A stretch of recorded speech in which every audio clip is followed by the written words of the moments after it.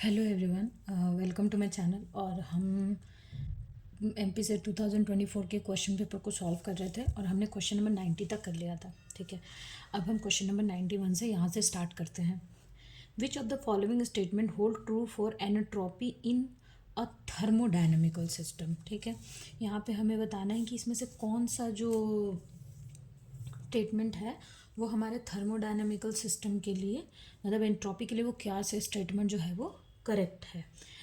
तो पहला है entropy of a system increase in all irreversible process. ठीक है, दूसरा entropy of a system remains constant in all reversible process. Entropy of a system remains constant during an adiabatic change. ठीक है, या all the process, मतलब इनमें से सारे। ठीक है, तो यहाँ पे सबसे पहला है कि सबसे पहले तो हमें देखना है कि मैं थोड़ा सा बता देती हूँ कि रिवर्सिबल और इरिवर्सिबल प्रोसेस क्या होता है। रिवर्सिबल प्रोसेस का मतलब है कि वो प्रोसेस, मतलब जो, मतलब होने के बाद हम उसे वापस उस फॉर्म में ला सकते हैं। ठीक है, और इरिवर्सिबल का मतलब है कि हम वापस उसे पहले जैसा नहीं कर सकते। मतलब रिवर्सिबल का मतलब है कि वो पहले जैसा वापस हो जाएगा। मतलब एक बार जैसे आइस है, ठीक है, और आइस मेल्ट हो करके वाटर बन गया, लेकिन हम उसको फ्रीज करेंगे तो वो वापस से आइस बन जाएगा। लेकिन अगर वो मतलब ऐसा कोई एक प्रोसेस है जो मतलब रिवर्स हो करके आपस अपने ओरिजिनल पोजीशन में नहीं आ, मतलब ओरिजिनल स्टेट में नहीं आ सकता, तो उसको बोलते हैं इरिवर्सिबल प्रोसेस। तो यहाँ पे पूछ रहा है कि entropy of a system increase, मतलब पहला ऑप्शन है कि एंट्रोपी जो है वो सिस्टम की वो इंक्रीज होती है सारे इरिवर्सिबल प्रोसेस में। हम तो यहाँ पे एंट्रोपी जो है वो मतलब रिवर्सिबल के लिए और इरिवर्सिबल के लिए क्या होता है ये हमें पहले पता होना चाहिए। तो यहाँ पे बोल रहा है कि सारे जो इरिवर्सिबल प्रोसेस होते हैं, जितने भी इरिवर्सिबल प्रोसेस हैं, क्या जो एंट्रोपी है उसके लिए वो इंक्रीज करता है, वो हमें पहले, तो हम पहले इस ओके, सो हम एक एक स्टेटमेंट को इसमें से पढ़ेंगे और फिर उसको जस्टिफाई करेंगे कि कौन सा स्टेटमेंट सही है। तो देखो, तो आप देखो एंट्रोपी जो है,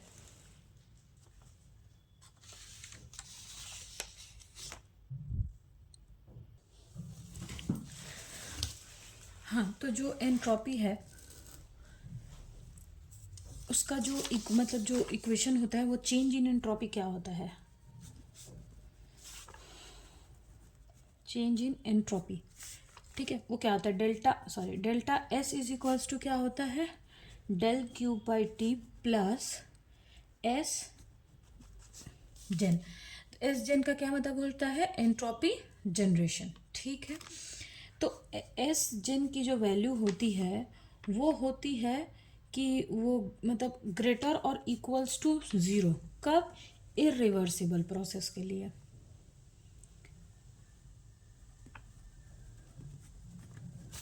इक्वल्स टू ज़ीरो रिवर्सिबल। ठीक है,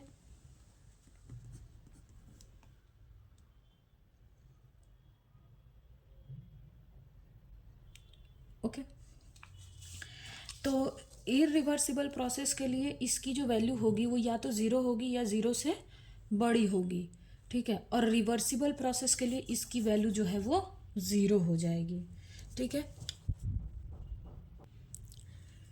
ओके। सो यहाँ पे इसकी वैल्यू ग्रेटर भी हो सकती है, फिर ज़ीरो हो सकती है इरिवर्सिबल के लिए, और जीरो होता है रिवर्सिबल के लिए। तो अगर सिस्टम ओपन है जहाँ हीट जो है वो मतलब हीट जो है वो मतलब हीट ओपन सिस्टम अगर है, अगर सिस्टम ओपन है तो एंट्रोपी इंक्रीज होगी या डिक्रीज होगी या कांस्टेंट मतलब रहेगी, ये चीज़ किस पे डिपेंड करेगा, उसके हीट एक्सचेंज पे डिपेंड करेगा। ओपन सिस्टम का क्या मतलब होता है, ओपन सिस्टम का मतलब होता है जहाँ पे हीट, मतलब हीट एक्सचेंज होता है। ठीक है, तो यहाँ पे हीट एक्सचेंज होगा, मतलब सॉरी, ओपन सिस्टम में मतलब सब हीट और मास दोनों ही एक्सचेंज होता है। क्लोज सिस्टम में सिर्फ हीट एक्सचेंज होता है, और आइसोलेटेड सिस्टम में कुछ भी एक्सचेंज नहीं होता, मतलब मास और हीट, मतलब कोई भी चीज़ एक्सचेंज नहीं होता। तो अगर सिस्टम हमारा क्लोज है जहाँ पे हीट एक्सचेंज हो रहा है, तो वहाँ के लिए या तो चेंज इन एंट्रोपी जो है वो इंक्रीज भी हो सकता है, डिक्रीज भी हो सकता है, या फिर कांस्टेंट भी हो सकता है। ठीक है, तो ये चीज़ किस चीज़ पे डिपेंड करेगा? उसके हीट के एक्सचेंज पे डिपेंड करेगा। लेकिन क्वेश्चन में आप देखो, यहाँ पे किसी भी टाइप का जो मतलब किस टाइप का सिस्टम है उसके बारे में यहाँ पे कुछ भी मेंशन नहीं है। यहाँ बस बोला है कि विच of the following statement hold true for entropy in thermodynamical system. ठीक है, लेकिन वो सिस्टम किस टाइप का है? क्लोज सिस्टम है या ओपन सिस्टम है या आइसोलेटेड सिस्टम है, उसके बारे में कोई नहीं दिया कि वो थर्मोडायनेमिकल सिस्टम जो है वो कैसा है। तो यहाँ पे देखो, entropy of a system increase in और irreversible process, entropy of a system remain constant in और reversible process, entropy of a system remain constant during an adiabatic change. तो यहाँ पे ये तीनों जो ऑप्शन है, ठीक है, तो यहाँ पे हमें कोई भी मतलब सिस्टम किस टाइप का है वो तो हमें नहीं दिया हुआ है। तो अगर अगर हमारे पास मतलब जो इरिवर्सिबल प्रोसेस होता है वो अगर आइसोलेटेड सिस्टम है जहाँ पे हीट का कोई एक्सचेंज मतलब नहीं है, तो ये चीज़ क्या हो जाती है? इरिवर्सिबल जो प्रोसेस है वो हमेशा इंक्रीज करेगा। तो और रिवर्सिबल प्रोसेस में जो मतलब रिवर्सिबल प्रोसेस में क्या बोल सकते हैं कि एंट्रोपी जो है वो एंट्रोपी, यहाँ पे क्या बोल रहे हैं? Entropy of A system remain constant in non reversible process. ठीक है, तो वो सारे ही मतलब रिवर्सिबल प्रोसेस में क्या होता है? एंट्रोपी जो है वो कांस्टेंट ही रहती है। ठीक है, तो ऑप्शन ए भी हम सही मान सकते हैं कि इंक्रीज कब करेगा? इरिवर्सिबल प्रोसेस में, जब सिस्टम जो है वो क्या हो? आइसोलेटेड सिस्टम हो। अगर सिस्टम हमारा आइसोलेटेड है, ठीक है, तो अगर आइसोलेटेड सिस्टम है तो वहाँ पे हीट का तो कोई एक्सचेंज नहीं हो रहा है, तो एंट्रोपी जो है वो क्या होगी? वो इंक्रीज ही होगी। ठीक है, लेकिन क्योंकि अगर हीट एक्सचेंज की बात हो जाती तो वो इंक्रीज होता कि डिक्रीज होता, ये चीज़ तो हीट एक्सचेंज के ऊपर डिपेंड करता। तो अगर हम मान लें कि यहाँ पे एक आइसोलेटेड सिस्टम, मान लें कि ये आइसोलेटेड सिस्टम है, तो आइसोलेटेड सिस्टम में इरिवर्सिबल प्रोसेस क्या है? इंक्रीज ही करेगा ऑल टाइम में। और रिवर्सिबल प्रोसेस में वो क्या होगा? रिवर्सिबल प्रोसेस में वो मतलब कांस्टेंट ही रहेगा। एंट्रोपी जो है वो रिवर्सिबल प्रोसेस में क्या रहता है? कांस्टेंट ही रहता है। ठीक है, क्योंकि रिवर्सिबल प्रोसेस के लिए आपका ये पोर्शन तो ज़ीरो हो जाता है। ठीक है, तो चेंज इन एंट्रोपी जो होती है वो हमारी ज़ीरो हो जाती है। अब सॉरी, कांस्टेंट हो जाती है। Now entropy of a system remain constant in all sorry entropy of a system remain constant during adiabatic change. Adiabatic change का क्या मतलब है? कि D Q is equals to zero, मतलब ये वाला ही पोर्शन ज़ीरो हो जाता है। तो यहाँ भी जो एंट्रोपी है वो कांस्टेंट ही रहती है। क्लियर? तो हमारा ये ऑप्शन भी सही है, ये ऑप्शन भी सही है, ये ऑप्शन भी सही है। अच्छा, एक चीज़ और मैं बता दूं, यहाँ पे जो कि हमें ये मेंशन नहीं है कि जो सिस्टम है वो ओपन सिस्टम है या क्लोज सिस्टम है। ठीक है, ओपन सिस्टम है या क्लोज सिस्टम है, इस बारे में हमें यहाँ पे कुछ भी मतलब मेंशन नहीं है। लेकिन ये जो कंडीशन है ना, ये मतलब इरिवर्सिबल के मतलब आइसोलेटेड सिस्टम के लिए ये कंडीशन सही है। तो अगर हम ऐसे देखें कि ठीक है, हमने इसको आइसोलेटेड सिस्टम नहीं लिया, तो हमारा ये दोनों मतलब ऑप्शन हो रहा था। लेकिन यहाँ पे ऐसा कोई ये नहीं है कि ये ऑप्शन करेक्ट है। तो हम क्या करेंगे कि हम सोच मतलब इसके ऑप्शन के मतलब ऑप्शन को देखते हुए हम ये मान लेंगे कि जो सिस्टम है वो हमारा कैसा सिस्टम है? वो सिस्टम जो है वो आइसोलेटेड है। ठीक है, ये क्लियर हुआ? हमने हमें यहाँ पे एंट्रोपी का सॉरी यहाँ पे एंट्रोपी की जो फॉर्मूला होती है वो मैंने यहाँ पे लिखा। हाँ, कि चेंज इन एंट्रोपी क्या होता है? इरिवर्सिबल प्रोसेस के लिए या तो ये ग्रेटर हो सकता है, ग्रेटर देन मतलब जीरो हो जाए, या फिर ये जीरो मतलब सॉरी ये ग्रेटर देन जीरो हो जाएगा, और रिवर्सिबल के लिए ये जीरो होता है। तो इसके वजह से यहाँ पे हम देखेंगे कि रिवर्सिबल में अगर ये जीरो है तो वो कांस्टेंट हो रहा है, और एडियाबैटिक के लिए तो यही ज़ीरो हो जाता है। मतलब एडियाबैटिक में क्या डी क्यू जीरो होता है, तो डेल्टा एस की वैल्यू कितनी हो जाएगी? हमारी कांस्टेंट होती है। तो इसी वजह से यहाँ पे ये तीनों ही ऑप्शन करेक्ट है। तो इसका करेक्ट ऑप्शन होगा कि ऑल ऑफ द अबव। ठीक है,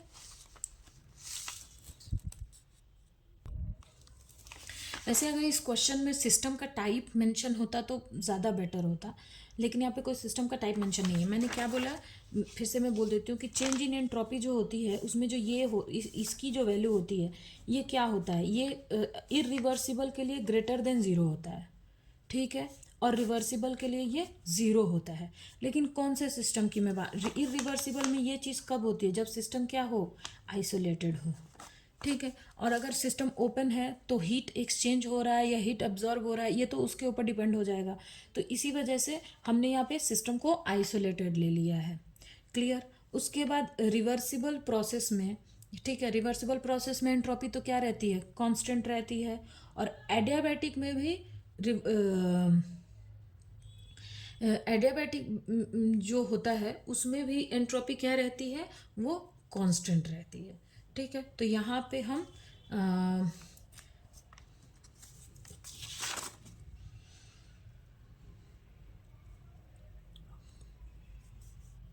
entropy of A system remain constant during N adiabatic change, ठीक है। अच्छा, लेकिन यहाँ पे जो एडियाबैटिक चेंज है उसके में ये भी मेंशन करना चाहिए था कि वो रिवर्सिबल है या इरिवर्सिबल है।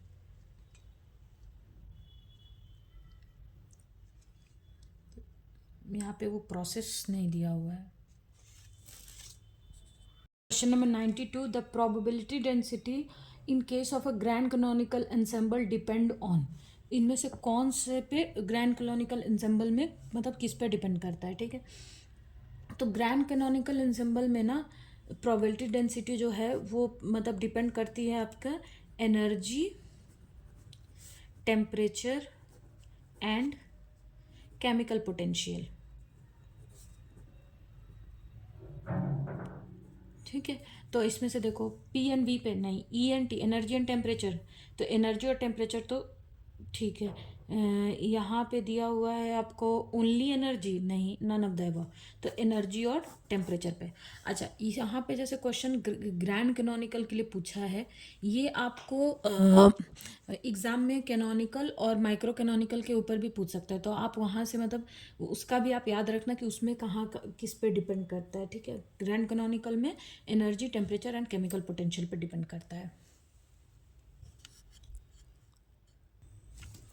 Okay, now next question. Change of internal energy of the thermodynamical system depend on path function, point function, both, मतलब path function, point function, none of the above. Change of internal energy, change of internal energy मतलब delta U जो है, ठीक है, of the thermodynamic system, वो किस चीज़ पे depend करता है, मतलब पाथ फंक्शन पे, पॉइंट फंक्शन पे, या मतलब इनमें से। तो पहले तो हमको पाथ फंक्शन, पॉइंट फंक्शन पता होना चाहिए। पॉइंट फंक्शन का मतलब है जो सिर्फ इनिशियल और फाइनल स्टेट पे डिपेंड करता है। मैं जैसे मान लो कि एक पॉइंट ये है और एक पॉइंट, मान लो ये पॉइंट ए है और पॉइंट बी है, तो पॉइंट फंक्शन का क्या मतलब होता है, जो सिर्फ इनिशियल एंड फाइनल स्टेट या पोजीशन के ऊपर डिपेंड करे, ठीक है। और पाथ फंक्शन का क्या मतलब है, जो मतलब कौन सा पाथ, मतलब ये सिर्फ इनिशियल और फाइनल पे ही डिपेंड ना करे, वो कौन सा पाथ इन दोनों के बीच में लिया गया है उसके ऊपर भी डिपेंड करे, ठीक है। पॉइंट फंक्शन क्या होता है, point function depend on initial and final state, and path function depend on path taken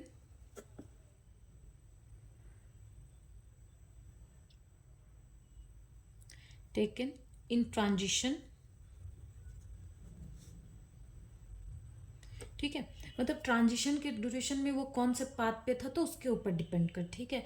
तो जिसको हम ऐसे मतलब क्या बोलते हैं, तो ये समझ में आ गया कि पॉइंट फंक्शन किसको बोलते हैं। पॉइंट फंक्शन वो होता है जो इनिशियल और फाइनल पोजीशन पे डिपेंड करे, और पाथ फंक्शन वो होता है जो मतलब उस ट्रांजिशन के ड्यूरेशन में उसने किस टाइप का पाथ फॉलो किया उसके ऊपर भी। तो यहाँ पे किसके बारे में पूछ रहा है, यहाँ पे चेंज इन इंटरनल एनर्जी के बारे में पूछ रहा है। तो डेल्टा यू जो है ना, ये पॉइंट फंक्शन है। चेंज इन इंटरनल एनर्जी जो है ना, वो हमारा मतलब पॉइंट फंक्शन है, ठीक है, पाथ फंक्शन नहीं है वो हमारा। वो कौन सा है, तो ये किस पे डिपेंड करता है? पॉइंट फंक्शन पे। वो पाथ फंक्शन नहीं है। इंटरनल एनर्जी में जो चेंज होता है ना, वो हमारा पाथ फंक्शन नहीं है, वो हमारा पॉइंट फंक्शन है। Okay, now next question. When the steam is converted into ice, the entropy of the molecules, ठीक है, अगर स्टीम किस में कन्वर्ट हो रहा है, हमारा स्टीम जो है वो किस में कन्वर्ट हो रहा है? आइस में। तो बोल रहा है कि जो मॉलिक्यूल्स हैं वो क्या होगा, रिमेन मतलब सॉरी, मॉलिक्यूल्स के जो एंट्रोपी है वो क्या होगी? तो रिमेन कांस्टेंट, इंक्रीज, डिक्रीज और नन ऑफ द अबव, इनमें से कौन सा होगा? ठीक है, तो स्टीम से आइस में कन्वर्ट हो रहा है, मतलब कि पहले वेपर फॉर्म में था, उसके बाद वो सॉलिड फॉर्म में कन्वर्ट हो रहा है। तो जब जब कोई भी चीज़ वेपर फॉर्म में रहती है तो उनके जो पार्टिकल्स होते हैं उनमें जो डिसऑर्डरनेस होता है, डिसऑर्डरनेस मतलब कि उनमें मतलब वो जैसे हम गैसियस पार्टिकल्स की बात करते हैं तो उनमें क्या होता है, उनमें एक पार्टिकल से दूसरे पार्टिकल के बीच का जो स्पेस होता है, मतलब जो जगह होती है वो बहुत ज़्यादा होती है, और वो बहुत ही डिसऑर्डर, मतलब कहीं भी वो अरेंज्ड नहीं होता, मतलब वो एक पोजीशन पे से फिक्स नहीं होता, वो घूमते रहते हैं, ट्रैवल करते रहते हैं। तो मतलब जो स्टीम फॉर्म में, जब वाटर जब स्टीम फॉर्म में रहता है तो उसका जो पार्टिकल्स हैं उनके पार्टिकल का डिसऑर्डरनेस क्या होता है, उनके पार्टिकल का डिसऑर्डरनेस क्या होता है? हाई होता है। और वही जब हम उसे सॉलिड फॉर्म में कन्वर्ट कर देते हैं, मतलब आइस मतलब सॉलिड, और सॉलिड में जो पार्टिकल्स होते हैं वो क्या होते हैं? क्लोजली पैक्ड होते हैं, मतलब वो मोस्ट अरेंज्ड रहते हैं। अगर मान लो कि एक छोटा सा बॉक्स में हमने 1,000 लोगों को बंद कर दिया एक छोटे से कमरे में, तो वो एक ही पोजीशन पे फिक्स रहेंगे। लेकिन अगर एक बड़ा मतलब एक बहुत बड़े कमरे में हमने एक इंसान को मूव मतलब रख दिया, तो वो तो कहीं कहीं मूव करता रहेगा। तो सॉलिड फॉर्म में क्या होता है? मोस्ट अरेंज्ड रहते हैं वो, मतलब उनमें डिसऑर्डरनेस उतनी ज़्यादा नहीं रहती है। तो हमें क्या करना है? तो यहाँ पे डिसऑर्डरनेस यहाँ पे क्या होता है? लो होता है। और हमें ये पता है कि एंट्रोपी क्या है? एंट्रोपी है जो मेजर द डिसऑर्डरनेस। ठीक है, जो एंट्रोपी होती है वो क्या मेजर करती है? वो डिसऑर्डरनेस को मेजर करती है। तो जब हम स्टीम से आइस में कन्वर्ट कर रहे थे तो उनके डिसऑर्डरनेस को हमने क्या किया? कम कर दिया। ठीक है, जब हम स्टीम से आइस में कन्वर्ट करते हैं तो हमने उनके डिसऑर्डरनेस को क्या कर दिया? कम कर दिया। तो कम कर दिया तो एंट्रोपी क्या हो गई? डिक्रीज हो गई। क्लियर? फिर से एक बार मैं बता देती हूँ। एंट्रोपी जो होता है उसको हम, जब हम डेफिनेशन उसका पढ़ते हैं तो हम क्या पढ़ते हैं? It measure the disorderness of the system. ठीक है, तो जब जब स्टीम से आइस में कन्वर्ट किया, मतलब हमने गैस फॉर्म से किस में कन्वर्ट कर दिया? सॉलिड फॉर्म में। और हमें ये पता है कि गैस मॉलिक्यूल्स में डिसऑर्डरनेस ज़्यादा होता है in comparison to the solid molecules. तो हमने क्या किया? जब उनको कन्वर्ट किया तो उन मॉलिक्यूल्स की डिसऑर्डरनेस को हमने क्या कर दिया? डिक्रीज कर दिया। और जो कि एंट्रोपी डिसऑर्डरनेस को ही मेजर करती है, तो इसी वजह से हम जो बोलेंगे कि डिसऑर्डरनेस से उसकी जो एंट्रोपी है वो क्या हो गई? डिक्रीज हो गई। क्लियर? तो इसका आंसर होगा कि डिक्रीज होती है। ओके, अब है हमारा नेक्स्ट क्वेश्चन।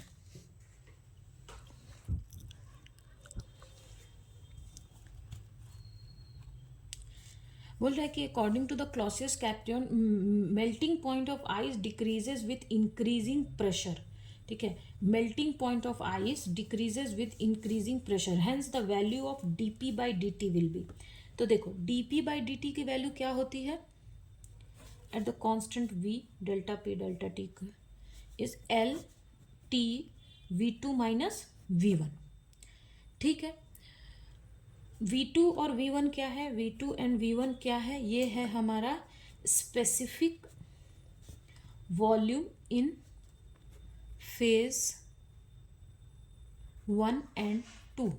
जैसे कि फेज 1 एंड 2 क्या है? Melting point of ice. Ice से किस में कन्वर्ट हो रहा है? मेल्टिंग पॉइंट ऑफ आइस, मतलब मेल्ट कर रहा है, आइस मेल्ट कर रहा है, तो ये किस में कन्वर्ट होगा? आइस जो है वो किस में कन्वर्ट हो रहा है? यहाँ पे वाटर में। ठीक है, ये सॉलिड है और ये मेल्ट होकर के किस में चला गया? लिक्विड में। क्लियर? अब देखेंगे कि यहाँ पे एक और इसका तो यहाँ पे क्या हो रहा है? फ्यूजन हो रहा है। मतलब आइस अगर वाटर में हो रहा है तो वो फ्यूज ही कर रहा है ना, तो फ्यूजन ही हो रहा है। तो यहाँ पे इसका डीपी बाई डी टी का एक और फॉर्मूला होता है, DP by D T is delta H fusion T V2 minus V1। ठीक है, तो यहाँ पे V2 क्या है, ये V2 है और ये हमारा V1 है। क्लियर। अब यहाँ पे देखो, अब क्या बोल रहा है, इसको हम क्या बोलते हैं, एंथैल्पी। डेल्टा एच को हम क्या बोलते हैं, एंथैल्पी ऑफ फ्यूजन, मतलब एफ है तो फ्यूजन। ठीक है, अब यहाँ पे ये हो रहा है, तो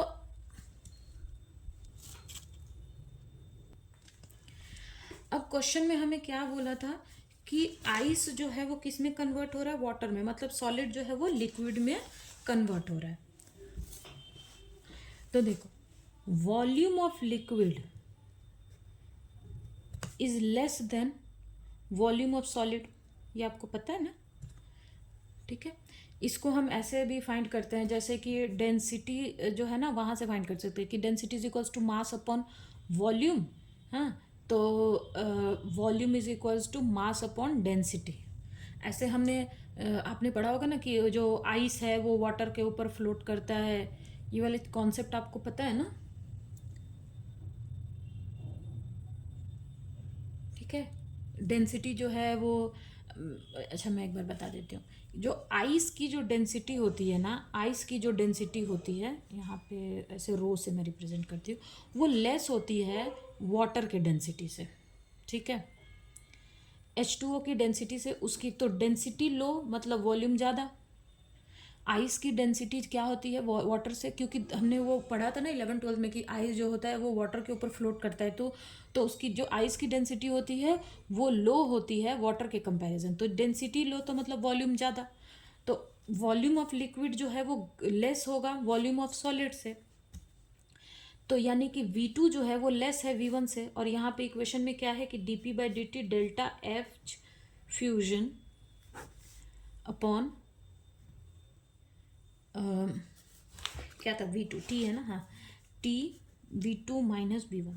अब अगर ये लेस है इससे, तो यह dp बाई डी टी कितना हो जाएगा, नेगेटिव होगा। यही तो पूछ रहा है क्वेश्चन में कि dp बाई डी टी की वैल्यू क्या हो जाएगी।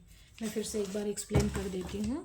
क्वेश्चन में बोला है कि अगर मेल्टिंग पॉइंट ऑफ आइस जो है वो डिक्रीज करता है विथ इंक्रीजिंग प्रेशर, मतलब हम प्रेशर लगाते हैं तो आइस की मेल्टिंग पॉइंट डिक्रीज हो रही है। मेल्टिंग पॉइंट डिक्रीज हो रही है का क्या मतलब है कि जो आइस है वो फ्यूज करके किस में कन्वर्ट हो रहा है, वाटर में कन्वर्ट हो रहा है।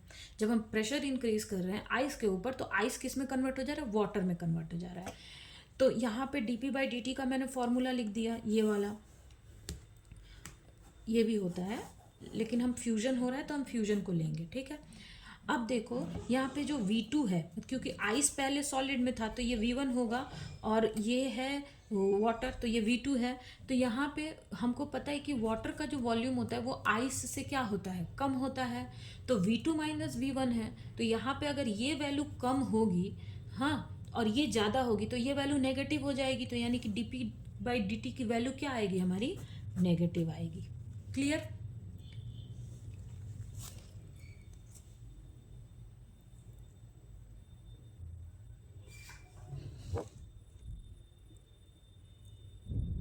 Now question number 96. The fluidity of He4 at a low temperature is due to the following reason. मतलब हमें बताना है कि लो टेम्परेचर पे जो लिक्विड हीलियम जो होता है या उसकी जो फ्लूइडिसिटी होती है वो इनमें से कौन से कारण के वजह से होती है। वो लो टेम्परेचर कितना होता है, बिलो 2.17 केल्विन, मतलब 2.17 केल्विन के नीचे जो लिक्विड हीलियम है उसमें फ्लूइडिसिटी का नेचर आता है, वो इनमें से कौन से कारण की वजह से आता है। ठीक है, तो बिलो क्रिटिकल टेम्परेचर जो He है ना, He4 enter in a state of superfluidity. तो सुपर फ्लूइडिसिटी है तो लिक्विड का रेजिस्टेंस क्या होता है, अगर या फ्लूइड आप बोल लो। ठीक है, तो फ्लूइड का रेजिस्टेंस कौन है, जैसे कि जब हम सुपर कंडक्टर की बात करते हैं, सुपर कंडक्टर, तो देखो कंडक्टर का रेजिस्टेंस क्या है, कंडक्टर में जो इलेक्ट्रिसिटी फ्लो होती है उसमें बाधा कौन पहुंचाता है? रेजिस्टेंस। ठीक है, तो रेजिस्टेंस जो है उस अगर तो वो सुपर कंडक्टर के लिए वो रेजिस्टेंस क्या हो जाता है? जीरो हो जाता है। तो फ्लूइड जो है उसके फ्लो में रेजिस्टेंस कौन होता है? विस्कोसिटी। विस्कोसिटी को हम क्या बोलते हैं? एक ऐसा फोर्स जो जो फ्लूइड का रेजिस्टेंस है ना, जो फ्लूइड को फ्लो करने में मतलब कितना रेजिस्टेंस लग रहा है, मतलब उसके फ्लो होने में, उसको ही मेजर करता है। तो जैसे सुपर कंडक्टर में रेजिस्टेंस मतलब कंडक्टर में अगर रेजिस्टेंस जीरो हो जाए तो वो सुपर कंडक्टर बन जाता है, वैसे ही फ्लूइडिसिटी में फ्लूइड में अगर रेजिस्टेंस जीरो हो जाए, रेजिस्टेंस यहाँ पे क्या है? विस्कोसिटी। ठीक है, तो अगर ये ज़ीरो हो जाए तो वो सुपर फ्लूइड बन जाएगा। अगर जैसे मैंने बोला कि जैसे कंडक्टर में अगर रेजिस्टेंस जीरो हो जाए तो वो सुपर कंडक्टर होता है, वैसे ही फ्लूइड में अगर रेजिस्टेंस जीरो हो जाए, या फ्लूइड का रेजिस्टेंस क्या है? विस्कोसिटी। तो विस्कोसिटी अगर जीरो हो जाए तो वो सुपर फ्लूइड बन जाएगा, है ना। तो और ये कब होता है? Below critical temperature. Below critical temperature यानी 2.17 केल्विन से नीचे, तो जीरो विस्कोसिटी। तो ये ऑप्शन करेक्ट है हमारा। ठीक है, तो एक रीज़न तो ये हुआ कि बिलो टेम्परेचर मतलब बिलो क्रिटिकल टेम्परेचर जो है वो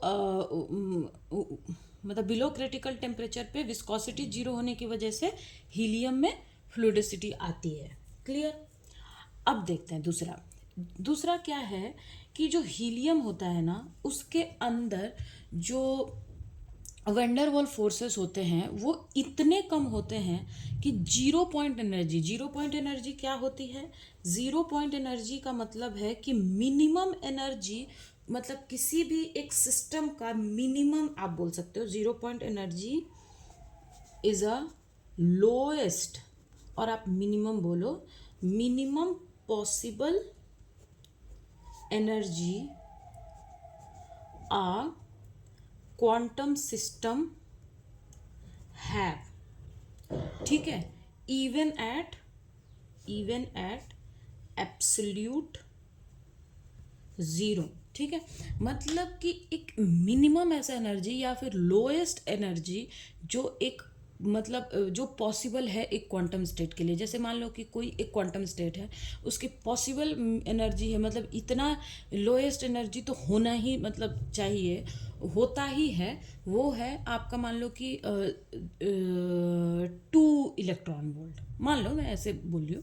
तो टू मतलब तो जीरो पॉइंट एनर्जी उस स्टेट का क्या हो जाएगा? 2 इलेक्ट्रॉन वोल्ट। मान लो कि एक क्वांटम स्टेट है और उसका जो मिनिमम लोएस्ट पॉसिबल मतलब लोएस्ट सबसे कम एनर्जी मान लो 2 इलेक्ट्रॉन वोल्ट है, तो ये 2 इलेक्ट्रॉन वोल्ट को हम क्या बोलेंगे? Zero point energy.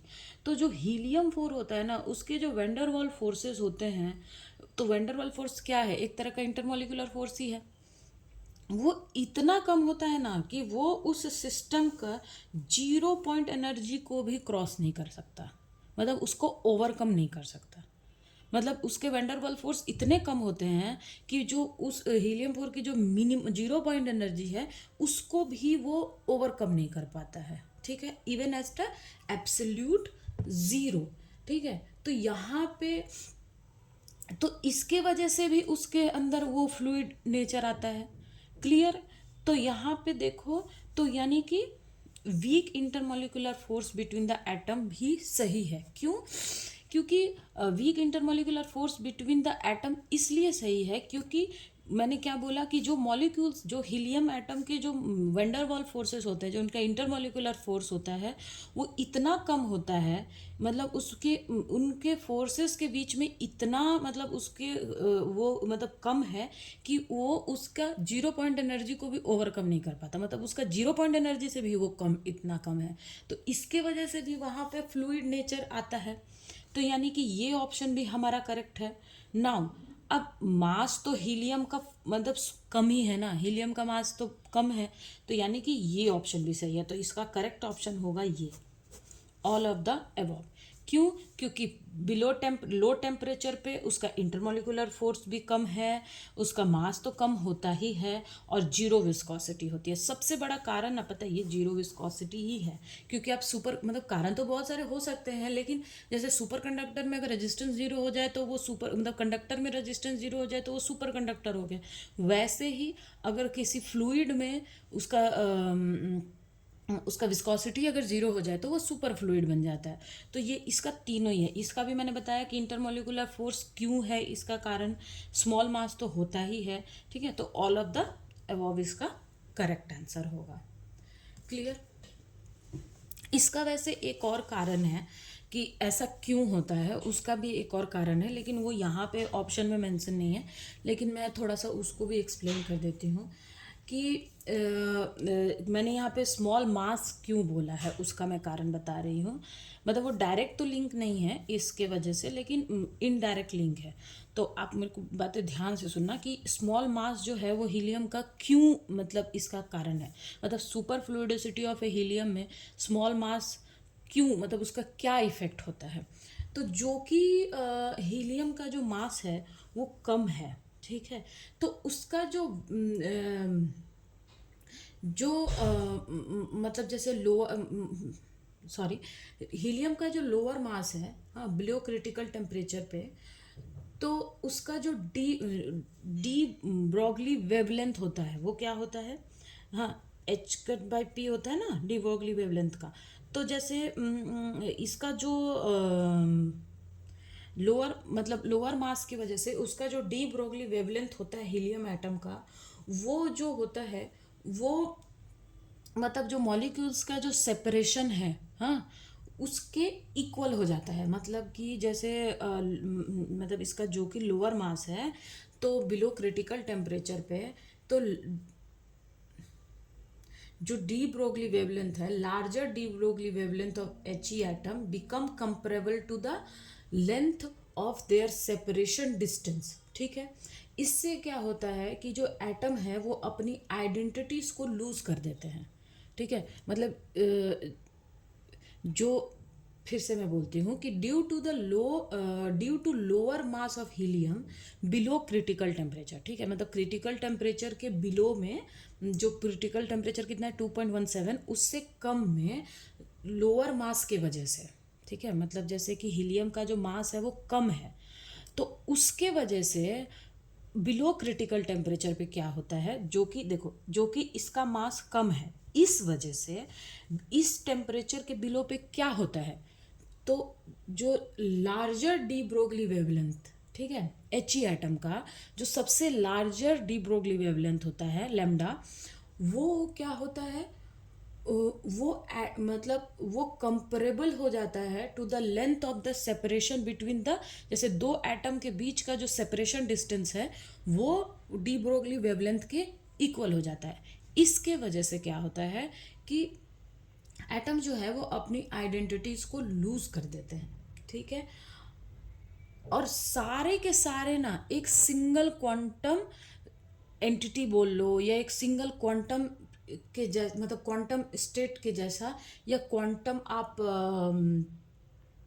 मतलब क्वांटम स्टेट तो नहीं, आप एंटिटी बोल लो। एंटिटी मतलब एक छोटा सा कोई पार्टिकल, मतलब इस टाइप का, मतलब सारे के जितने भी उसमें है ना वो सारे एक ही जैसा बिहेव करने लगते हैं। क्यों क्यों ऐसा एक जैसा बिहेव करते हैं, मैंने क्या बोला कि जो कि हीलियम का मास कम है, हाँ, इसके वजह से लोअर टेम्परेचर पे जो उसका वेवलेंथ होता है, लार्जर डी ब्रोगली वेवलेंथ जो होता है, वो एटम्स के बीच का जो सेपरेशन है वो उसके इक्वल हो जाता है। इसी वजह से एटम्स जो हैं, वो जितने भी एटम हैं वो सारे एक जैसा बिहेव करने लगते हैं।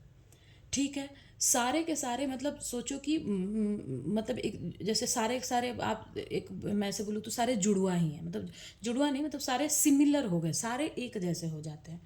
तो इसी वजह से जो क्वांटम स्टेट है वो एक प्रॉपर्टी रिलीज करता है, मतलब प्रॉपर्टी एग्जिबिट करता है, रिलीज नहीं एग्जिबिट करता है, और उस प्रॉपर्टी को हम बोलते हैं जीरो विस्कोसिटी प्रॉपर्टी।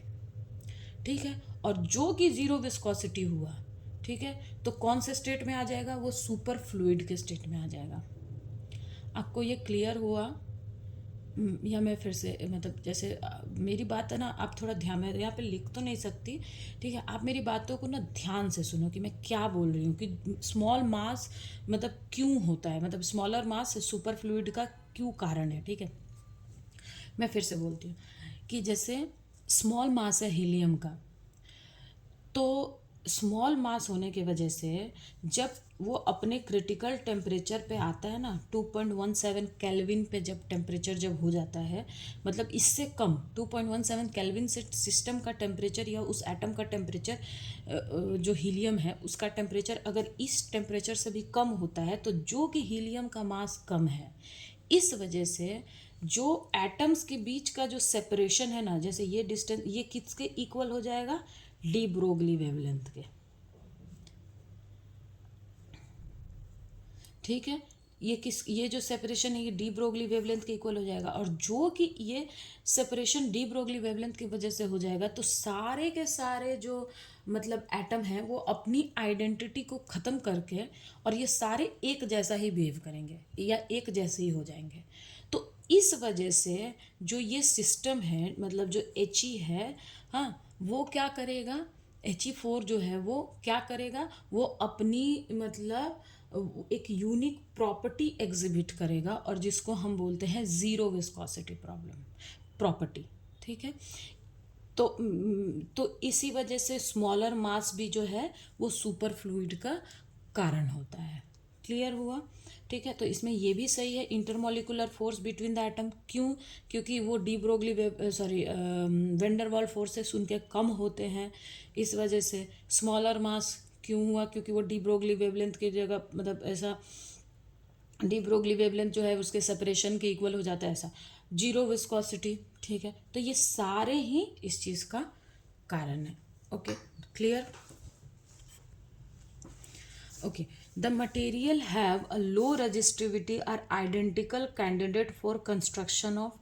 अच्छा, ये जो क्वेश्चन है ना, इसका मतलब जो ऑप्शन है वो मतलब जैसे कि मेरा जो नॉलेज है या मैंने जो पढ़ा है उसके अकॉर्डिंग तो ये टेम्पररी मैग्नेट ही होना चाहिए, उसका मैं कारण भी आपको बताऊंगी। लेकिन जब इसका क्या बोलते हैं उसको, जब इसकी मतलब इसमें बहुत सारे लोग बोलते हैं कि इसका परमानेंट मैग्नेट भी इसका एक ऑप्शन होना चाहिए, लेकिन मुझे नहीं लगता कि इसका परमानेंट मतलब मैग्नेट इसका आंसर है। उसका मैं कारण भी आपको ये बता दूंगी। मतलब आप जब ये मेरे मतलब मेरे क्या बोलते हैं, मैंने ऐसा देखा कि बहुत सारे लोग बोल रहे हैं कि इसका ऑप्शन नंबर सी होगा, पर इसका एक्चुअल में टेम्पररी मैग्नेट ही होगा। उसका मैं अपने नॉलेज के अकॉर्डिंग मैं आपको ये बता रही हूँ। अगर आपको इसका आंसर मतलब कुछ और लगता है तो आप मुझे कमेंट में बता सकते हैं, ठीक है। तो यहाँ पे है कि the material having low resistivity are identical candidate for construction of, मतलब अगर कोई मटेरियल की रजिस्टिविटी कम है तो वो इसमें से कौन सा मैग्नेट बनाना उसके लिए आइडियल रहेगा, मतलब temporary magnet, weak magnet, permanent magnet, ठीक है।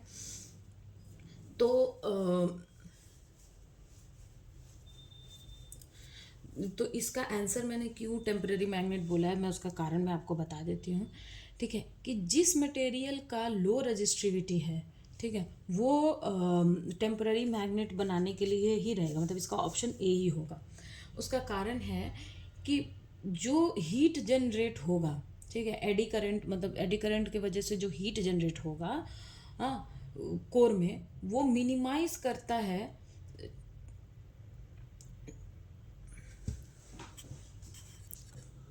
ओके, तो यहाँ पे मैंने बोला कि द मटेरियल, हाँ सॉरी, यहाँ पे जैसे लो रजिस्टिविटी है, तो लो रजिस्टिविटी की वजह से क्या होगा, मतलब जैसे ही एडी करंट फ्लो करेगा तो जो हीट मतलब जैसे क्या होता है, जब रेजिस्टेंस ज़्यादा होता है तो करंट फ्लो करने में प्रॉब्लम होता है, तो हीट ज़्यादा जनरेट होता है।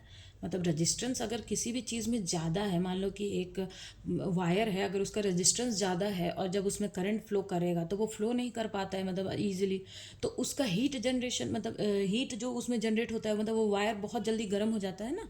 तो वैसे ही अगर रजिस्टिविटी कम है तो जब एडी करंट उसमें फ्लो करेगा तो उसका जो हीट जो उसमें जनरेट हो रहा है वो कम होगा। मतलब मान लो कि वायर में रेजिस्टेंस ही नहीं है तो करंट तो आराम से फ्लो कर रहा है ना, वो मतलब हीट तो वो जनरेट तब नहीं कर पा रहा है क्योंकि वहाँ पे रेजिस्टेंस कम है या रेजिस्टेंस नहीं है। तो रेजिस्टेंस कम होने की वजह से क्या होगा कि जो हीट जनरेट होगा एज अ लो रेजिस्टेंस की वजह से क्या हो रहा है, हीट जनरेशन कम हो रहा है, low heat generated.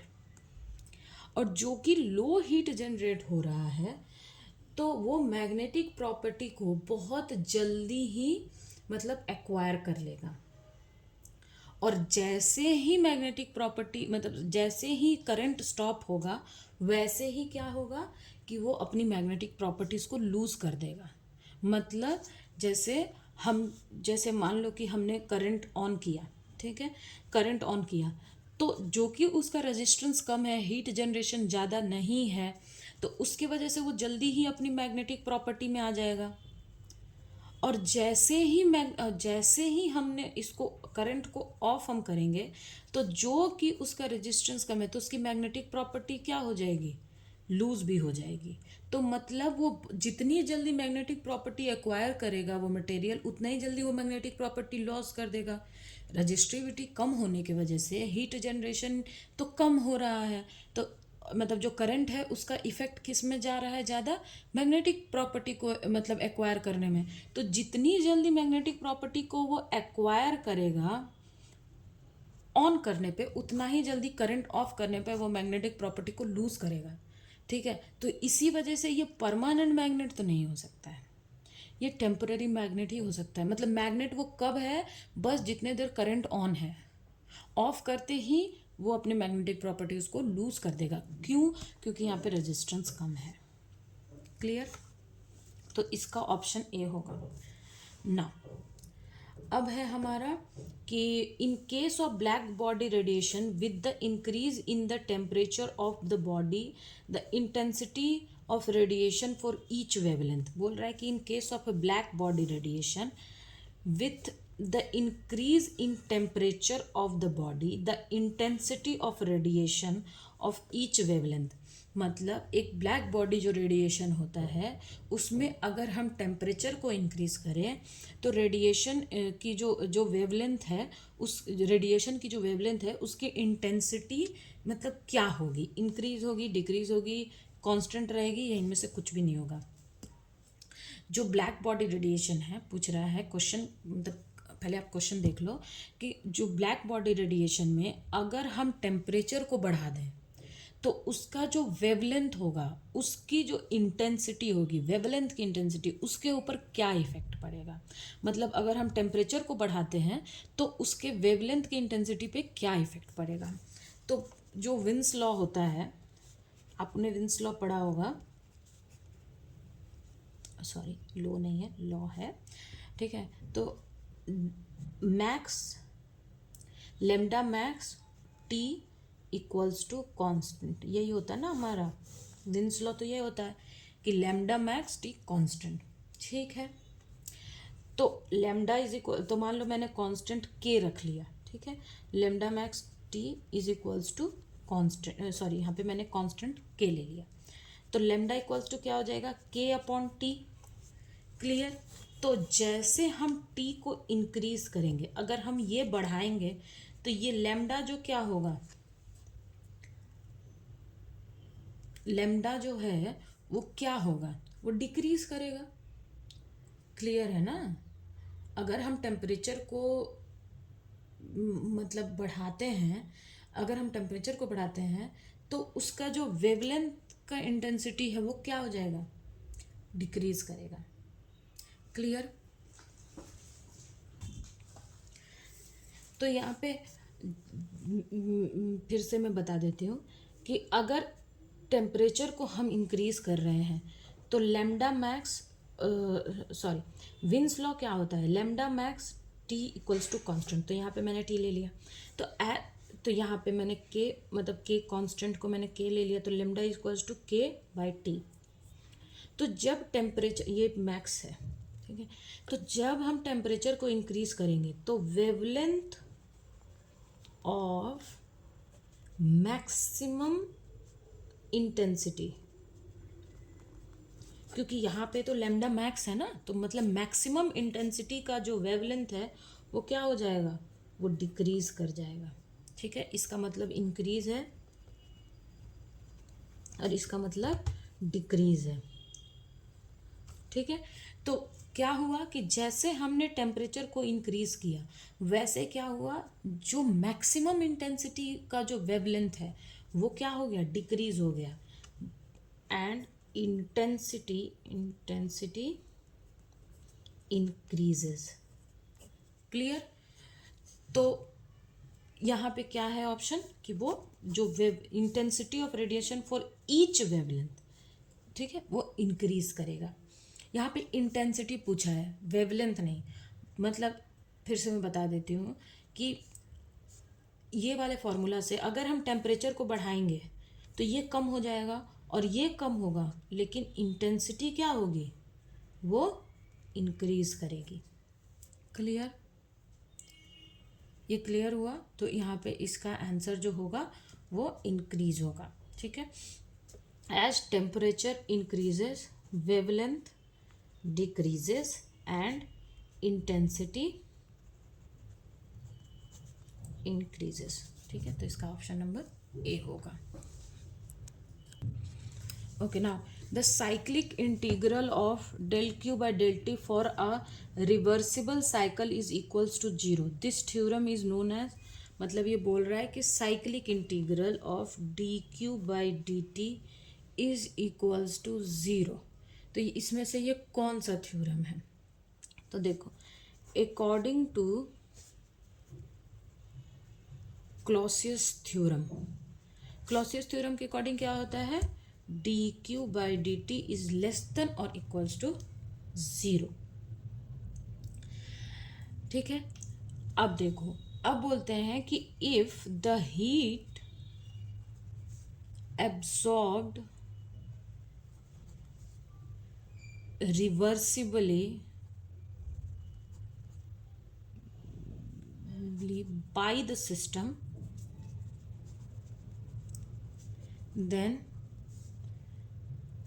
dq upon t is equals to 0. Clear.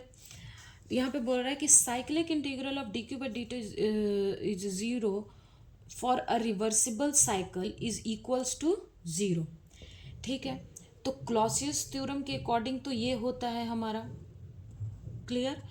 अब जब रिवर्सिबली, यहाँ पे क्या बोला है कि रिवर्सिबल साइकिल, मतलब रिवर्सिबल साइकिल, तो रिवर्सिबल साइकिल के लिए क्या हो जाता है, ये लेस देन हट करके सिर्फ वो 0 हो जाता है। मैंने वो एक पिछले वाले क्वेश्चन में भी मैंने आपको बताया था कि अगर इरिवर्सिबल है तो वो लेस देन इक्वल्स टू 0 होगा, और अगर वो रिवर्सिबल है तो वो इक्वल्स टू 0 होगा। तो इसमें से ये कौन सा थ्योरम है, Clausius theorem.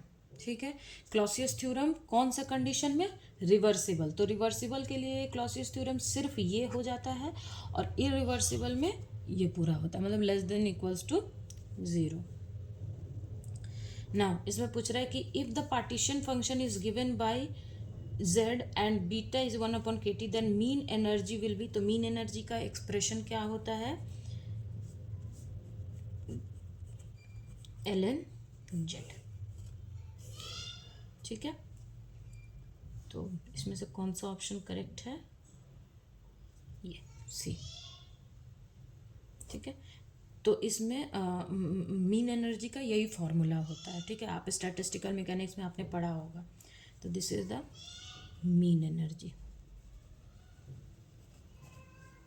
Clear.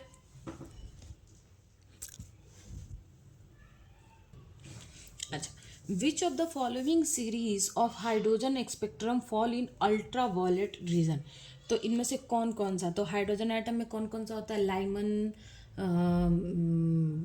Paschen, Lyman Balmer, Paschen, Bracket, तो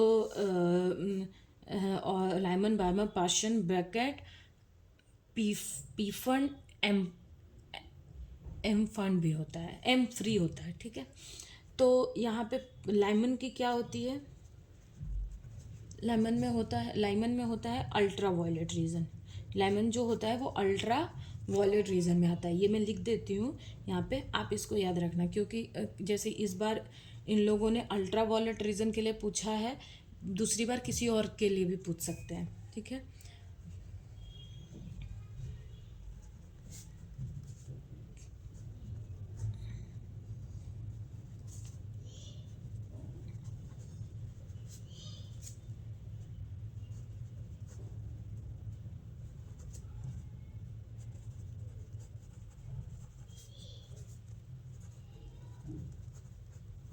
ठीक है, ये 4 हैं, आप इसको याद करके रखना, क्योंकि इस बार तो इन लोगों ने अल्ट्रा वॉयलेट के लिए पूछा है, लेकिन वो पूछ सकते हैं कि मतलब ये वाला जो स्पेक्ट्रम है वो किस में आता है, ठीक है। तो हमें किस में पूछा है कि हमें अल्ट्रा वॉयलेट में, तो अल्ट्रा वॉयलेट में क्या आता है, लेमन।